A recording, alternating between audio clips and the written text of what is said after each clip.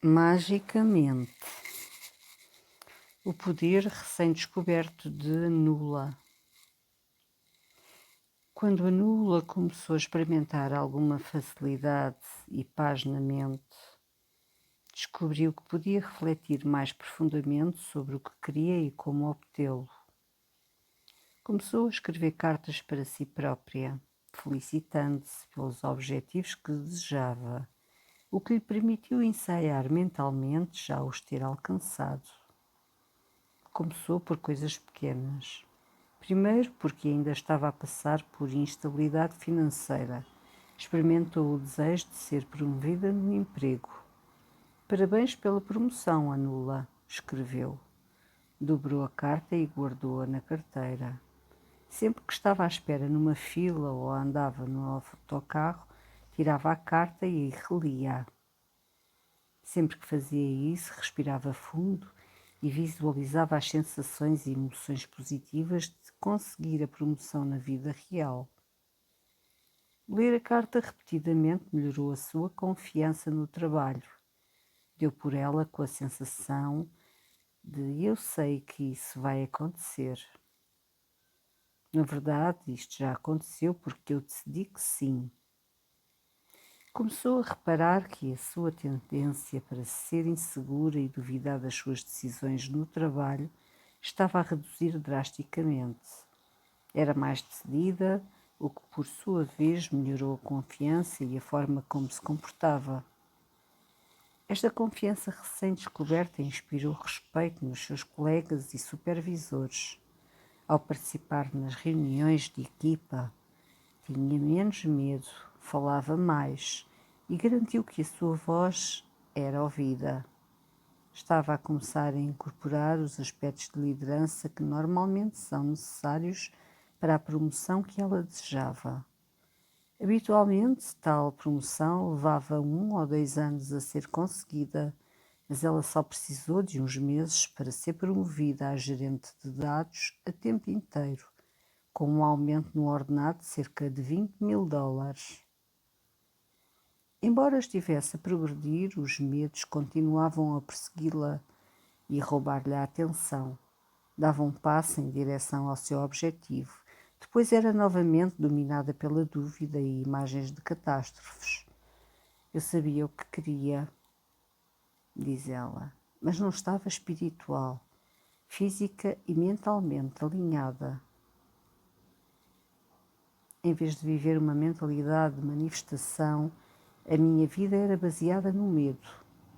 A mudança chegou quando ela foi capaz de alinhar o seu objetivo pessoal com a sua capacidade de contribuir para todo o maior, que era a sua vida. Quando estava a tentar entrar na faculdade de medicina, era tudo muito centrado em mim e vinha do medo.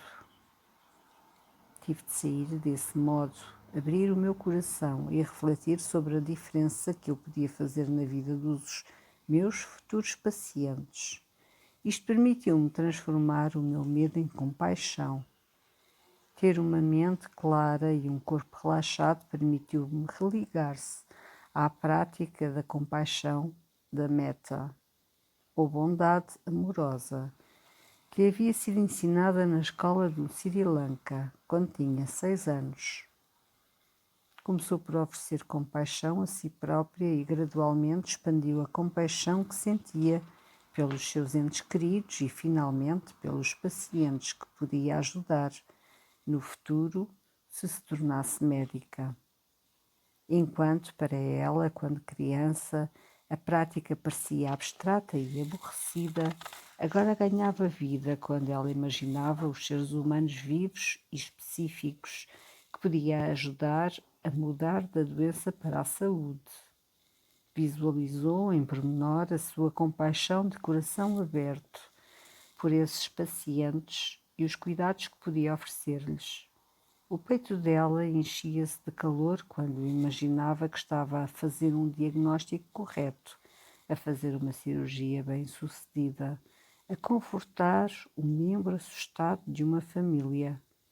O seu sistema nervoso libertou-se. o que lhe permitiu transcender a abordagem egocêntrica e alinhar-se com um propósito maior. A Nula continuou diligentemente a exercitar as técnicas de relaxamento. Acalmou o sistema nervoso ao usar a meditação na respiração. Inspirações de 4 contagens, expirações de 8 contagens. Aprendeu a deixar o corpo todo tenso, intencionalmente, e em seguida a libertar a tensão pouco a pouco. À medida que a mente e o corpo dela se acalmavam, a Nula tornava-se capaz de acalmar as vozes de medo e vergonha e diminuir-lhes o volume. A sua capacidade de concentração aumentou, assim como os seus níveis de energia, permitindo-lhe fazer os exames MCAT práticos. À medida que as suas notas de prática melhoravam, os enormes medos que ela tinha acumulado na cabeça desapareceram lentamente. O MCAT já não era um monstro, era simplesmente um passo que tinha de completar ao longo do caminho para chegar ao destino desejado. Enquanto se preparava para fazer novamente o exame, escreveu cartas a si própria, felicitando-se pelas elevadas classificações e mais tarde por ter entrado na Faculdade de Medicina. Agora, porém, sempre que relia uma das cartas, combinava as técnicas de visualização e relaxamento com a compaixão do coração aberto pelas pessoas que sofriam e que ela seria capaz de tratar, e experimentava novamente os profundos sentimentos de ligação, serviço e alegria. Ao direcionar a atenção para os estudos com a recém-descoberta confiança, também descobriu ligações materiais que não tinha percebido antes. Foi capaz de ter uma compreensão mais holística dos sistemas dentro do corpo e de como eles se relacionavam uns com os outros. Também se tornou mais sensível às oportunidades de apoio por parte de professores, colegas e familiares. Já não estava a afogar no oceano, diz ela. Aprendi a surfar as ondas que estão sempre a chegar, mas agora era apoiada por uma cascata de energia positiva contínua. Da vez seguinte em que fez o MCAT, a obter bons resultados, completou a inscrição na Faculdade de Medicina e miraculosamente foi convidada para uma entrevista na universidade, que era a sua primeira escolha. Correu bem e depois de meses de espera e de continuar a exercitar as técnicas, recebeu finalmente a carta que tinha imaginado tantas vezes. A Nula pegou na carta de admissão com uma sensação estranha. Antes, aquilo parecia tão longínquo, tão para lá do desespero. Mas agora, a mente dela respondeu como se simplesmente já estivesse à espera. Como se já estivesse lida aquela carta.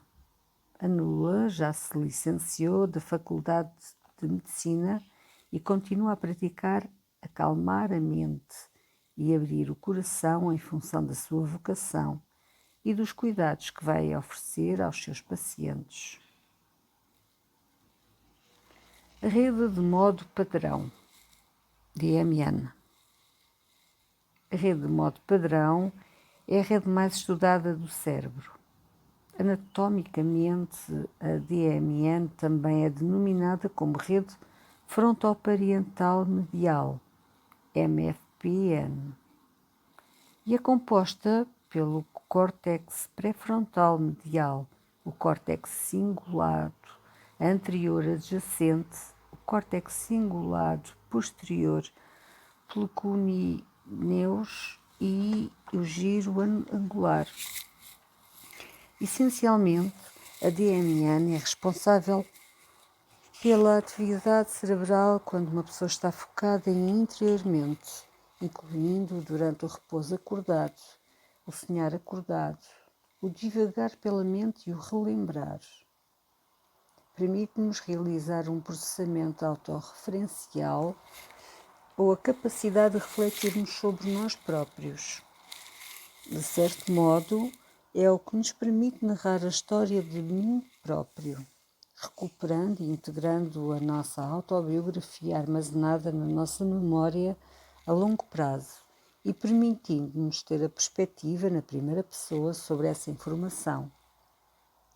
Está envolvida nas viagens mentais no tempo, desde recordar eventos passados até imaginar possíveis eventos futuros, e desempenha um papel na forma como pensamos sobre os outros, considerar os pensamentos, compreender e ter empatia com as emoções de outras pessoas, julgar se um comportamento é certo ou errado, e até perceber uma sensação de isolamento quando nos falta interação social.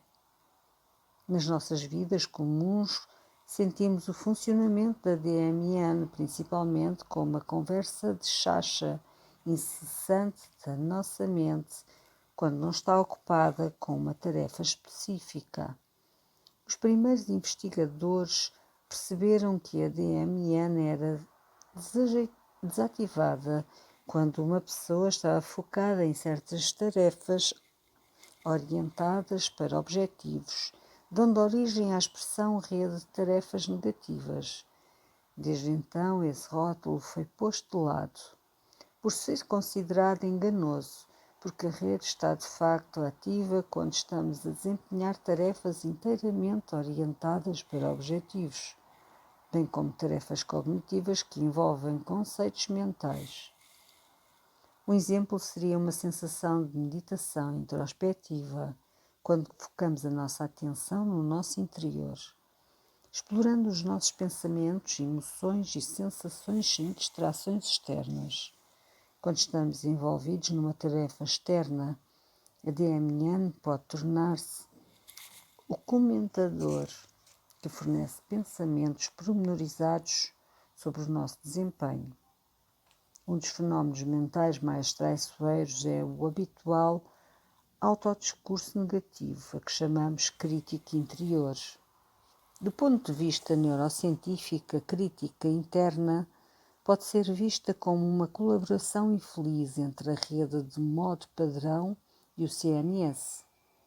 Quando o DMN é apanhado pela resposta ao stress do CNS, experimentamos o tipo de autoconsciência incapacitante que manteve a nula bloqueada. Crucial para os nossos propósitos, a DMN está negativamente correlacionada com a rede de atenção, AN, o que significa que quanto mais ativa é, menos acesso temos ao poder da nossa atenção. Os exercícios deste livro foram desenvolvidos em parte para diminuir o sentido avassalador da autoconsciência de que a DMN contribui para o nosso crítico interno. A DMN, a rede de modo padrão, tem duas lições poderosas para nós manifestarmos. Primeiro, experiências como a divagação mental ilustrada, que a cognição nem sempre está limitada a eventos no aqui e agora. À medida que praticamos, vamos aprendendo a separar intencionalmente a nossa consciência de tudo o que está a acontecer nos nossos 5 sentidos e a direcioná-la para uma experiência imaginária do futuro que idealizamos. Em segundo lugar, quando a nossa mente vagueia, começa inevitavelmente a elaborar representações internas, e esta é a base do nosso sentido interno de nós próprios. Embora esse sentido de nós próprios seja inestimável para todos os tipos de interações e atividades diárias da vida, pode interferir gravemente no estado de fluxo necessário para estar plenamente presente na nossa visão, e assim devemos aprender a diminuir-lhe o volume. A rede de saliência SN. A rede de saliência é o sistema cognitivo que o cérebro usa para determinar o que é importante. Como iremos explorar com muito mais detalhe mais à frente, o cérebro é bombardeado com qualquer coisa entre 6 e 10 milhões de pedaços de informação por segundo, enquanto é capaz de processar conscientemente apenas 50 frações por segundo. Isto significa que cerca de 99,9995% dos estímulos que chegam ao nosso cérebro são processados abaixo do nível de consciência. Entre a avassaladora quantidade de estímulos internos e externos que encontramos a cada momento, a rede de saliência, SN, identifica o que é mais relevante ou subjetivamente saliente e orienta o comportamento em conformidade. A rede de saliência está envolvida na detecção, filtragem e determinação da prioridade relativa a tudo o que nos chega de fora e de dentro, incluindo conflitos percebidos e discrepâncias nas informações. O nosso subconsciente contém uma classificação do que valorizamos e do que atendemos automaticamente, e isso influencia a maneira como a nossa SN verifica o que é importante na nossa experiência. Há algumas evidências de que a disfunção da SN, ou a rede de saliência, como por exemplo quando a nossa atenção é desviada à força da nossa direção consciente por pensamentos compulsivos, poder ser uma característica central da ansiedade, depressão, dores e transtornos de substâncias. A saliência está geralmente relacionada com o contexto e é produzida pela novidade e pelo inesperado, mas também pode ser provocada pelo deslocamento consciente da atenção para qualquer característica que escolhamos valorizar. Uma característica saliente pode ser pensada como uma figura que se destaca no contexto de outras características não salientes. Os seres humanos têm uma capacidade limitada para processar informação. Não podem atender a todos os aspectos de uma situação. Como iremos ver em pormenor mais adiante, a saliência de um pensamento, ideia ou intenção determina quais são os pedaços de informação que provavelmente irão chamar a atenção de alguém e irão ter maior influência na percepção do mundo. Quando a Nula estava a ler as cartas que escreveu, felicitando-se a si própria ou ao visualizar-se a ajudar os seus futuros pacientes e ensaiar as emoções positivas associadas, ela estava a chamar a SN dela para ensinar ao cérebro que estas experiências eram importantes. Uma vez estabelecida essa importância, o subconsciente dela foi preparado para trazer tais experiências para a realidade, com o fim de obter outro episódio dos mesmos sentimentos bons. Através da repetição, podemos fazer com que a intenção em que estamos focados saliente a exclusão de outros inputs. Ao fazer isto, criamos o que é conhecido como invés de saliência ou facilidade cognitiva, fazendo com que a nossa intenção seja algo que o nosso subconsciente não pode ignorar. Estruturalmente, a SN inclui a ínsula anterior, PE frontal, e o giro frontal inferior adjacente, IFG, o giro cingulado anterior, CAA, dorsal, PE superior e a amígdala. A ínsula anterior analisa de baixo para cima à procura de discrepâncias relativamente ao que estamos a perceber e, em seguida, quando uma discrepância é detectada, coordena várias regiões do cérebro juntas para reunir os recursos necessários para responder. O ACC dorsal está envolvido na avaliação de estados emocionais e conflitos, bem como no uso do processo cima a baixo para responder a discrepâncias emocionais percebidas. Parte do córtex frontal posterior, ventrolateral, PFC e EFG esquerdo analisa novas informações que chegam e ajuda a assimilá-las em modelos internos existentes, reavaliando o seu significado em relação à nossa rede pré-existente de associações. A amígdala faz parte do SNS e está associada à identificação de ameaças. Quando a amígdala é ativada em resposta a ameaças, isto afeta negativamente a SEN e a DMN. Quando tudo está a funcionar corretamente, essas estruturas trabalham juntas para identificar algo como saliente.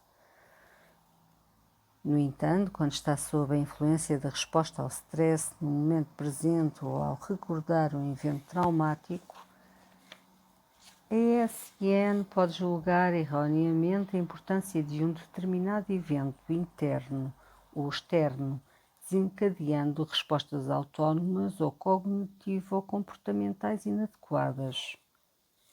Por causa do nosso cérebro e sistema nervoso receberem uma quantidade tão esmagadora de dados de dentro e fora do corpo, não podemos prestar atenção a cada detalhe.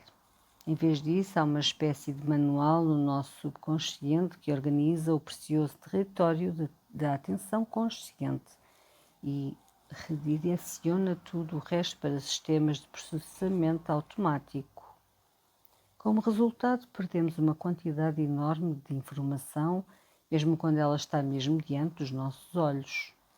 Uma das experiências mais conhecidas em psicologia é a denominada experiência do gorila invisível, ou teste de atenção seletiva.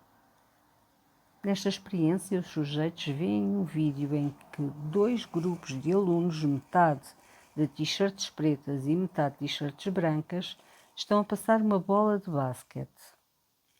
Os espectadores recebem duas diretrizes possíveis: contar o número de passos feitos pelas pessoas das t-shirts brancas ou acompanhar o número de passos de rejeição versus passos no ar. Em seguida, uma pessoa vestida com um fato de gorila caminha pela cena. No final, pergunta-se aos participantes se notaram algo de anormal a decorrer no vídeo. Por incrível que pareça, 50% dos indivíduos não relatam terem visto o gorila. Esta experiência enfatiza a natureza da atenção direcionada e o fenómeno conhecido como cegueira desatencional. Os sujeitos que estavam ocupados a contar os passos de bola, o componente saliente direcionado no qual focamos a nossa atenção, não repararam em outros aspectos do evento, por mais bizarros e extraordinários que fossem. Também demonstrou como, quando somos sobrecarregados por muitas entradas sensoriais, nem sabemos o que estamos a perder.